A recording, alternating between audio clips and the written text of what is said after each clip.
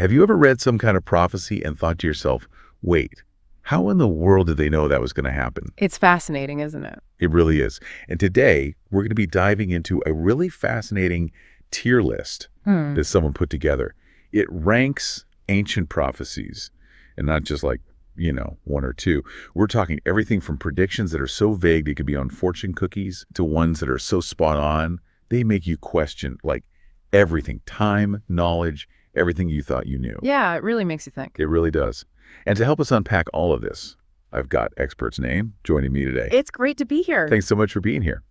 So this tier list, they've got everything from like C tier all the way up to what they call beyond broken. Where do you even begin with something like this? Well, I think what's so fascinating is how these prophecies, they reveal as much about, the anxieties and aspirations of the people who made them as they do about the future. So, starting with the C tier, prophecies more like hopes and dreams actually tells us a lot about human nature. Okay, hopes and dreams. That makes it sound like we're going to be dealing with some pretty vague predictions. Exactly. Yeah. Think of those ancient Greek myths about a golden age, right? Like a time of peace and prosperity, or even the Roman concept of Pax Romana, a golden age of Roman peace. So less about actually seeing the future and more about expressing what they wish the future would be. Precisely. They were expressing those kind of universal human longings for peace, harmony, abundance, those timeless desires that transcend any particular culture or time period. It's kind of like us daydreaming about a world without deadlines or rush hour traffic. Exactly. Nice to think about, but not exactly something we're like, okay, marking that on the calendar. Exactly. And speaking of vague predictions, we can't forget the king of cryptic himself, Nostradamus. Oh, yes. Nostradamus. His prophecies are practically legendary. They're so vague, though. People have claimed he predicted everything from the rise of Hitler to the invention of the internet. Right. Like, come on. And that's part of the intrigue, right? But it's less about Nostradamus having some kind of magical crystal ball and more about our human tendency to find patterns after the fact. Yeah. We look back at history and we can't help but try to connect the dots.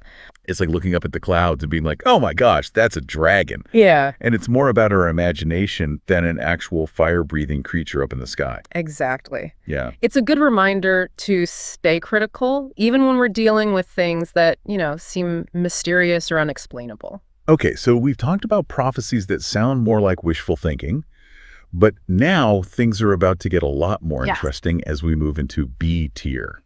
Coincidence or something more. Right. These are the prophecies that at first glance you might think, wow, how did they know that? Yeah. But then when you take a closer look, you start to see how historical trends or even just plain old chance might have played a role.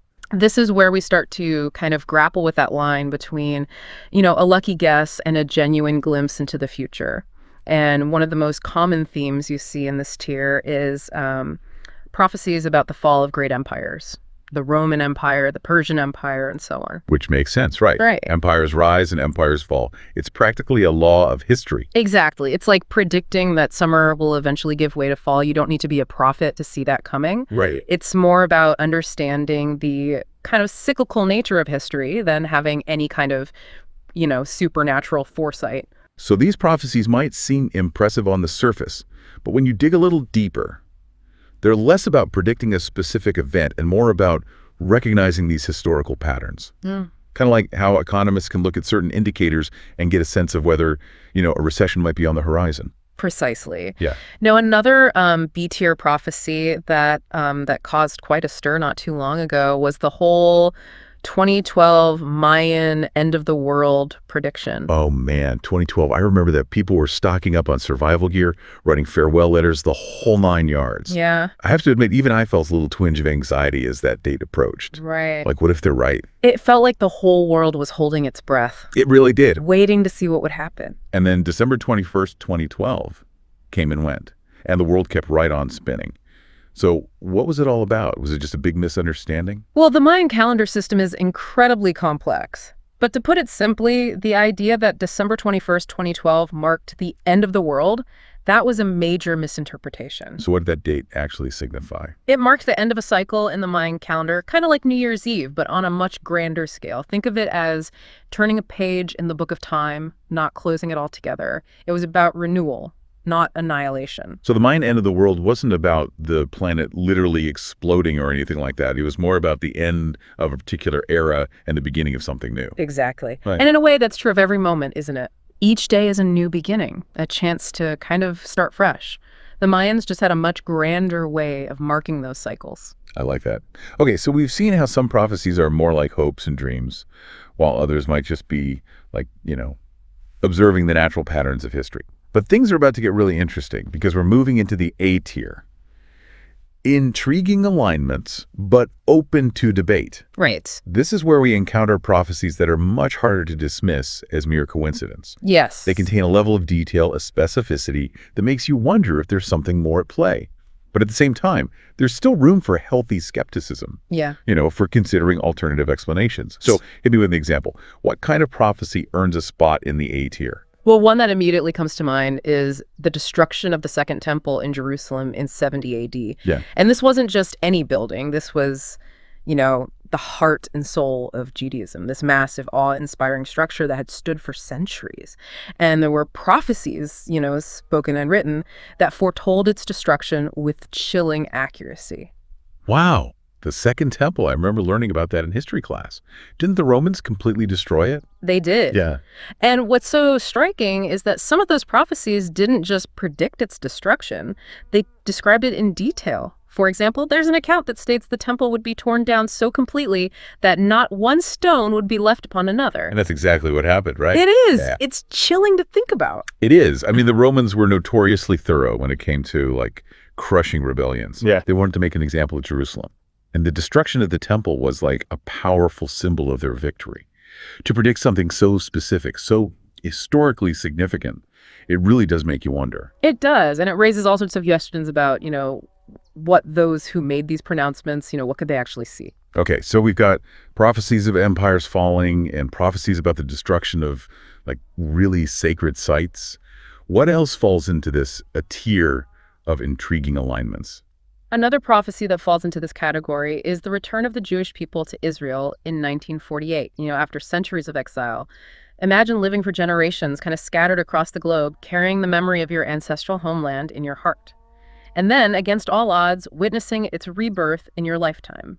It's a powerful testament to the resilience of the human spirit and the enduring power of hope. It truly is. Yeah. And there are texts, particularly within the Jewish tradition, that seem to kind of foreshadow this very event, passages that speak of a gathering of the exiled or return to their land after a long period of dispersal. So, prophecy fulfilled. Or could it be, as you said earlier, more about understanding the ebb and flow of history, the way certain events seem to rhyme across time? That's the question that continues to fascinate and challenge us, isn't it? It does. Because even with the historical context, even with kind of potential alternative explanations, there's a certain undeniable resonance to it all. Yes. It's as if history itself is echoing those ancient pronouncements. And that's what makes this exploration so captivating. It forces us to confront the boundaries of our understanding, to consider possibilities that, stretch the limits of our rational minds. Absolutely. Because, we've only just scratched the surface. Right. We've still got those S tiers to dive into. S tier, S plus, and even a beyond broken tier. Mm-hmm. And let me tell you, that's where things get really wild. Oh. We're talking about prophecies so specific, so seemingly impossible to predict by chance, that they challenge our very understanding of what's possible. Last time, we explored some pretty intriguing prophecies, but we were left teetering on the edge of our seats. Remember those S tiers? Right. Yeah, we can't just leave our listeners hanging on the edge of their seats. We're diving into the S tier, where those neat categories we talked about kind of start to break down, and we're left with prophecies that make you go, wait, what? Yeah, it's getting really interesting. Okay, S tier, we're talking about the really juicy stuff now, right? Okay. The prophecies that are so spot on, it's almost eerie. Exactly. These are the prophecies where attributing their fulfillment to mere coincidence takes some serious mental gymnastics. Specific details, unlikely events, centuries apart, that kind of thing. You've officially piqued my curiosity. Give me an example. What kind of prophecy lands in this, elite S tier? Let's talk about ancient Babylon. Okay. Imagine a city, an empire so powerful, so opulent, it was considered practically invincible. Right. And yet, Centuries before its fall, there were prophets who described not just its defeat, but its utter desolation. Babylon, the city of gold and hanging gardens. Exactly. I do vaguely remember reading about, its eventual downfall, but weren't there like multiple prophets who saw it coming? There were. Both Jeremiah and Isaiah, writing hundreds of years before Babylon's fall, gave incredibly detailed accounts of its destruction. They weren't just saying, oh, it'll be conquered someday. They were talking about a once great city left in ruins, practically swallowed by the desert. And that's exactly what happened, right? Yeah. Today, ancient Babylon is just a pile of rubble, a ghost of its former glory. Precisely. It's kind of sad when you think about it. It is. It's a stark reminder that, even the mightiest empires can crumble, that nothing lasts forever. But to predict not just the fall, but the way it would fall, the utter desolation, that's what lands this prophecy in the S tier. It's like someone looking at like the Empire State Building today and saying, yeah, someday that'll be a crumbling ruin, half buried in sand, with just a few tourists wandering through, imagining its former grandeur. Oh. Chills, right? Right. And that brings us to another S-tier prophecy that might ring a bell, the prediction of Alexander the Great's conquests. Hold on. You mean someone predicted the rise of Alexander the Great? The guy who conquered, like, practically the entire known world before he even hit 30? You wouldn't believe it if you hadn't, seen the actual text. Yeah. In the book of Daniel, there's a passage that many scholars interpret as referring to Alexander and his, lightning-fast conquest of the Persian Empire. Okay, time out. How could anyone have possibly known about Alexander centuries before he was even born, let alone, like, his military campaigns? That's the million-dollar question. It really is. In the book of Daniel, there's a vision of a he-goat that swiftly defeats a ram. The ram is often interpreted as representing the Persian Empire, and the he-goat, well, that's where Alexander comes in. His swift and decisive victories against Persia fit that imagery to a T. Okay, I'm starting to see how people could make that connection. A powerful he-goat taking down a, seemingly invincible ram. It's a pretty vivid image. Right. Yeah. And it gets even more specific. The prophecy also hints at the division of Alexander's empire after his death, which is precisely what happened historically. His generals carved up his vast kingdom amongst themselves, leading to, centuries of conflict and shifting alliances. Wow. The idea that someone could have seen not just Alexander's rise, but also the chaos that, followed his death, that's just wild. Yeah. It really makes you wonder about the nature of time, about whether the future is as, fixed as we sometimes think it is. Right. Okay, the S tier is definitely living up to the hype. But this tier list keeps going, right? You mentioned an S plus category. Oh, there's always another level. If the S tier raised eyebrows, the S plus prophecies are the ones that make your jaw hit the floor. I'm almost afraid to ask, but lay it on me. What could possibly be more mind-blowing than what we've already discussed? These are prophecies that move beyond just being eerily accurate. Great. They defy conventional explanation altogether. They suggest access to knowledge that seems almost impossible to obtain through normal means. This sounds like we're venturing into X-Files territory now. Yes. I'm ready. Give me an example. One that always sends shivers down my spine is Jesus' prophecy about the destruction of the Second Temple in Jerusalem. Wait, we already talked about the destruction of the Second Temple. What makes this one S plus material? It's the context and the sheer precision of the prediction. Remember, this wasn't just any old building. The Second Temple was the symbol of Jewish identity, a massive structure that had stood for centuries.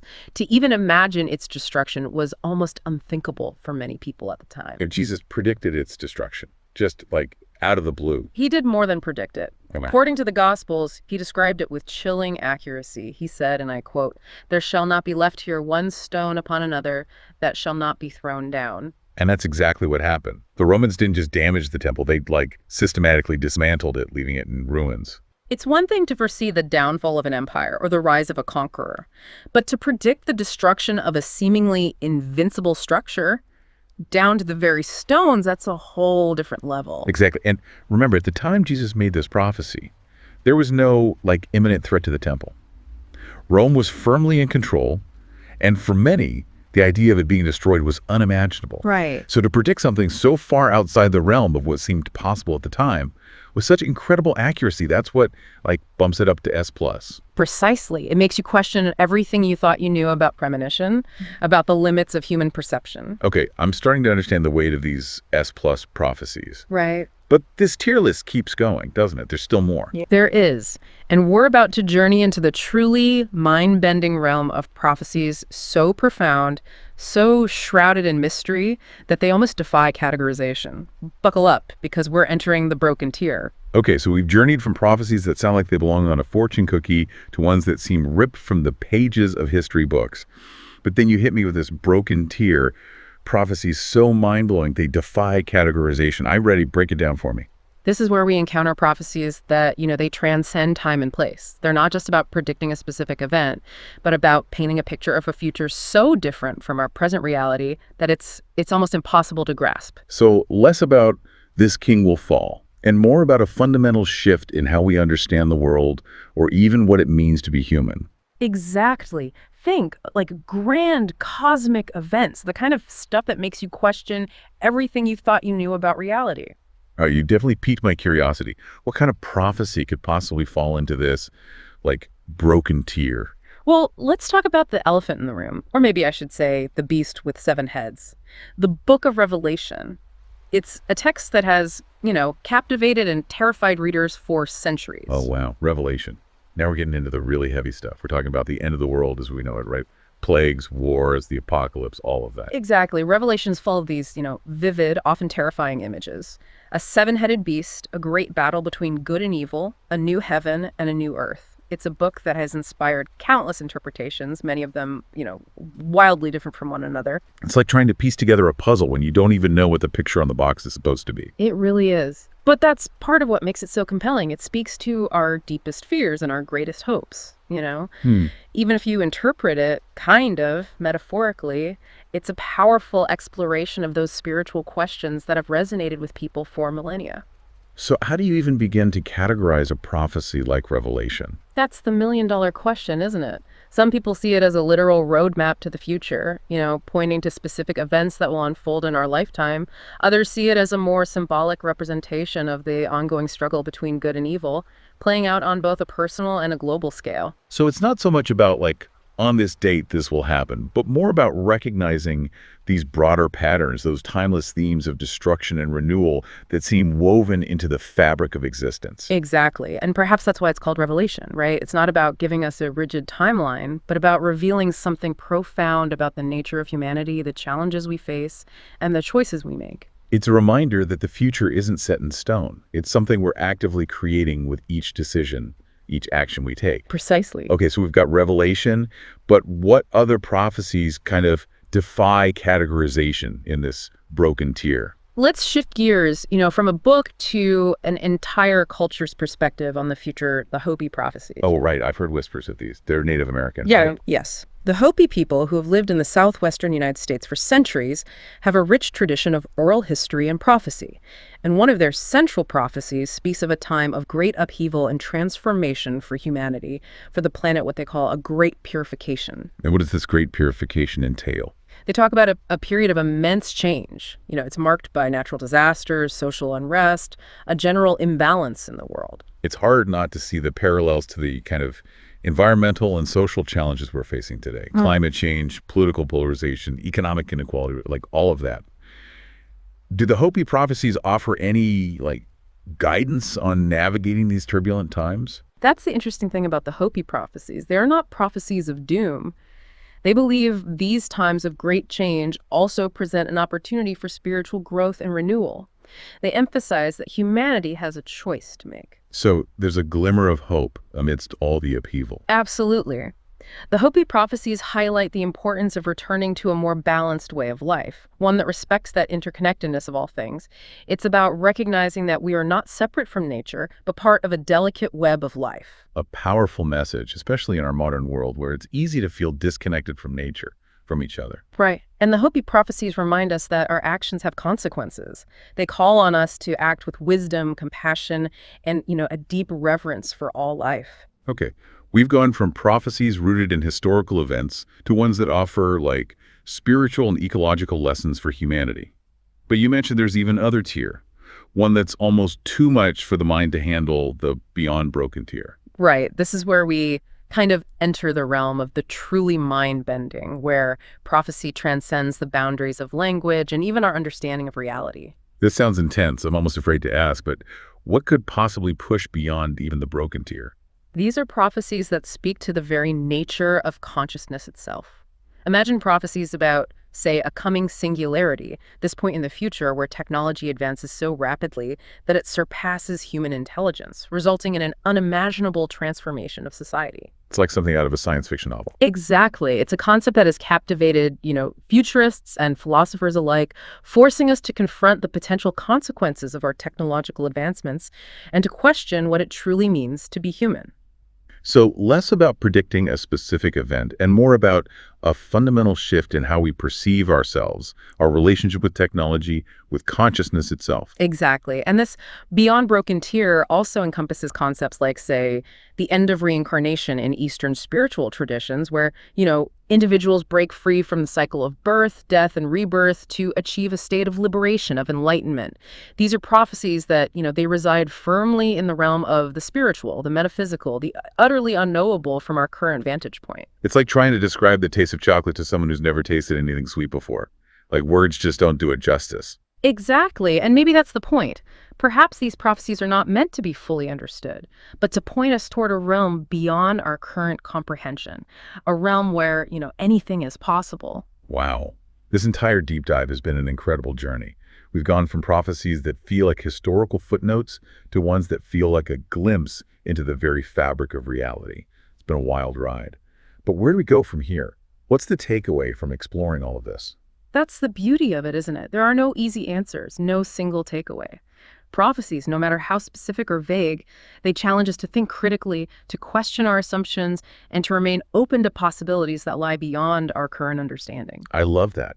It's not about having all the answers, but about embracing the mystery, the wonder, the infinite potential that lies ahead. Exactly, because who knows, maybe in exploring these prophecies and grappling with these big questions, we play a role in shaping the very future they describe. That's a powerful thought to end on. So, to our listeners, thank you for joining us on this deep dive into prophecies through the ages.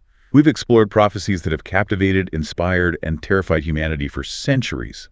But ultimately, the future is not something to be feared or predicted with certainty. It's something we create together, day by day, choice by choice. Until next time, keep exploring, keep questioning, and keep looking up.